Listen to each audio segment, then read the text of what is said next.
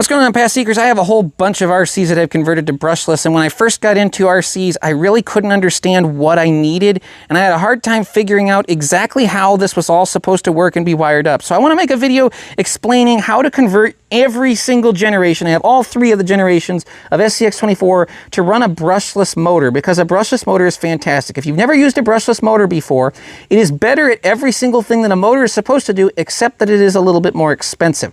It can spin slower than a brushless motor, so you have better low speed control. It can spin faster, so you have a better top speed, and it has a whole lot more torque. This means you can accelerate faster, you can bump over obstacles better.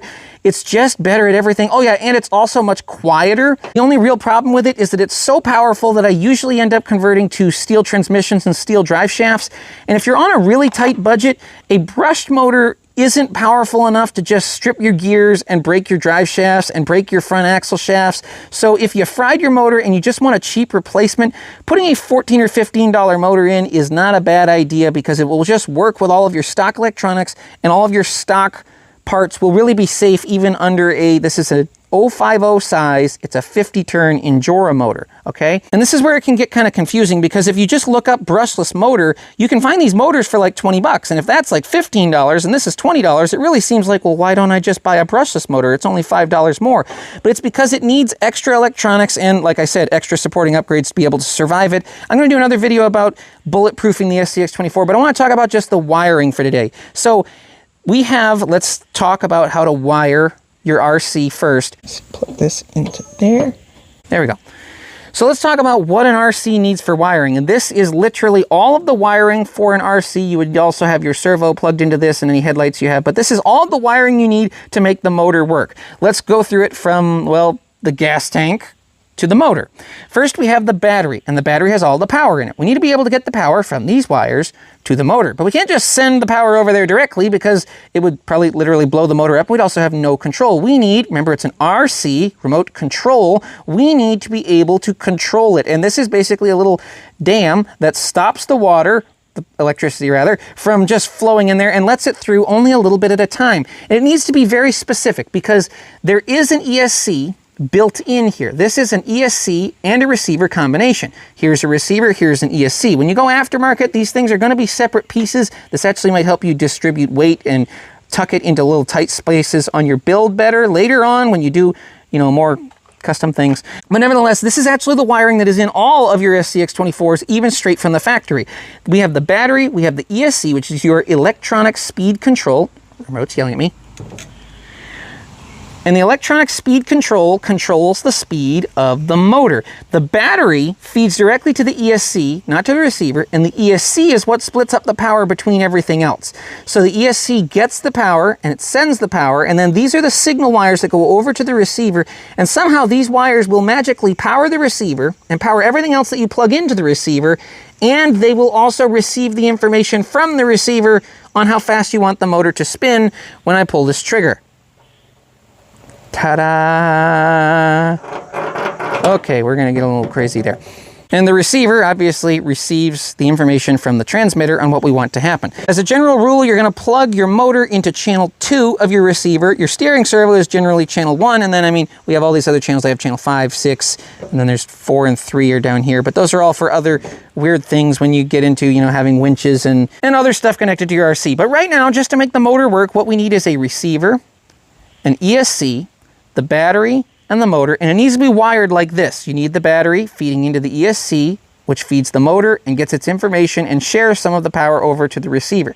Now, all of this is going on inside your stock box here, and it has an ESC built in, but that ESC will only work with a brushed motor. So at first it looks like, oh, well, I need to swap to another remote. And if you swap to all of these electronics, yes, you can make any SCX24 work. You can take all of the electronics out and just replace it with these, but some of the generations allow you to do things like this. This is a version 1. That's what version 1's remote looks like. This is what version 1's receiver looks like. And this is an external ESC, much like this, but this one actually is designed to run a brushed motor, because this one is still brushed. But nevertheless, this one, you plug the battery in here, this wire is leading over to the motor, and this wire is feeding into the receiver, and we are not using, you see those ports are empty, we're not using the motor or battery slots on our stock receiver, because it's sending the power into channel 2, and then sharing it with the servo and taking its information from this remote to run the motor. This Endura ESC will make your brushed motor much, much smoother than version 1. Version 1's throttle control was absolutely terrible. Version 2, with the blue sticker, has a much better throttle control for the brushed motors, but it won't let you use the external ESC. So if you have a blue sticker and you have a blue sticker on your ESC here, it is not going to be able to go brushless. You're going to have to replace all of your electronics. Then there's version 3. Version 3 also has a black label. So conveniently, if you have a black sticker on top of your receiver, you will be able to use a brushless motor if you have the proper brushless ESC. I say that with this caveat.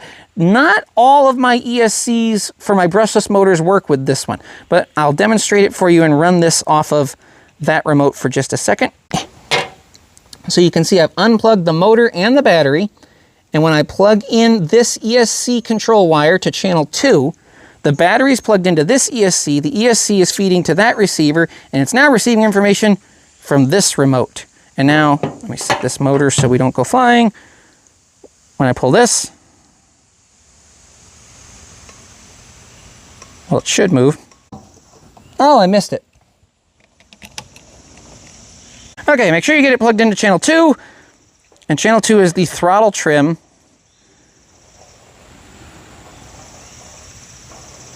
And it's letting us run that motor off of this remote. So if you're on a really tight budget, as long as you don't have a blue sticker, you'll probably be able to use your stock remote. I will say I plugged a different brushless ESC into this one, and the motor was just constantly spinning because I couldn't adjust my throttle trim to get it just right. So it was kind of a 50-50 for this one. If that happens, it's no problem. You can easily switch to an aftermarket receiver and transmitter combination. This is a FlySky GT5. There's a lot of people using these. There's a lot of receivers out there for these. I can hook 20 different channels to this one.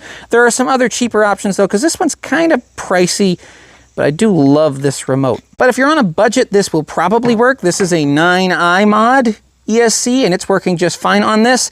I did run my Endura on a version 1 for a long time because I didn't have this remote, but I will say this, when you plug any ESC into this receiver, this remote has much better throttle control from the trigger, and I'm able to actually spin the motor much slower than I am when I'm using the stock remote. So if you want to convert any SCX24, you can absolutely do it as long as you have a transmitter and receiver, an ESC that is actually brushless, and your brushless motor. I would recommend putting some steel parts in your drivetrain, but other than that, that's actually the bare minimum of what you need, and you might be able to skip out on the remote if you have a black sticker. I'd be willing to try it, and especially at first, it's still going to be phenomenally better than you had it on the brush system. But going to this remote is always, like, this is where the hobby is going, because you have so much more control, so many more adjustments you can make. You can run, this is a 4-wheel steer buggy that runs on brushless, and that's where this receiver came from.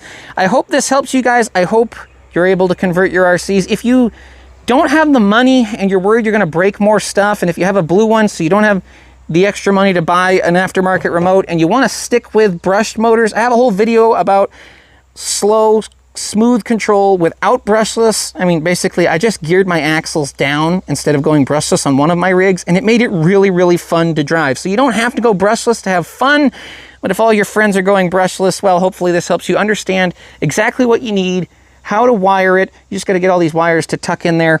I got to do better with that one. And hopefully this helps you. Hopefully I have inspired you to get outside and not just sit and consume, but to explore and create. Until next time, I forgot to unplug that. Until next time, remember to pull a winch line for your buddy every once in a while. And most importantly, stick to the old paths.